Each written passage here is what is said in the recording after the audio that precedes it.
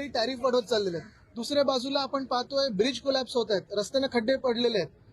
पलावासारखा रस्ता एवढा खराब झालेला आहे.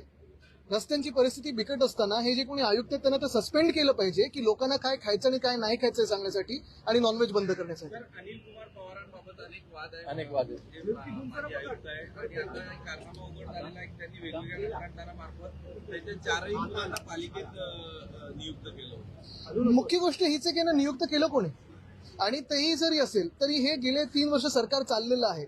नियुक्त केलं कोणी, काढलं कोणी, हा वाद वेगळा राहतो. पण सरकार जे चाललंय त्याचं काही सरकारचं काही बंधनं आहेत की नाही, शासनाची काही बंधनं आहेत की नाही. सर्वांची नजर लागली आहे की दोन्ही ठाकरे एकत्र कधी येणार आहे. वरतीमध्ये देखील बॅनर लागले की मराठी अस्मितेचा मानबिंदू, आणि त्यामध्ये बाळासाहेब ठाकरे, उद्धव ठाकरे, राज ठाकरे, तुमचा फोटो आणि अमित ठाकरेंचा फोटो लागलेला आहे. काय सांगाल? मला वाटतं महाराष्ट्राचं जे मनात आहे ते दिसते सगळीकडे, आणि साधारणपणे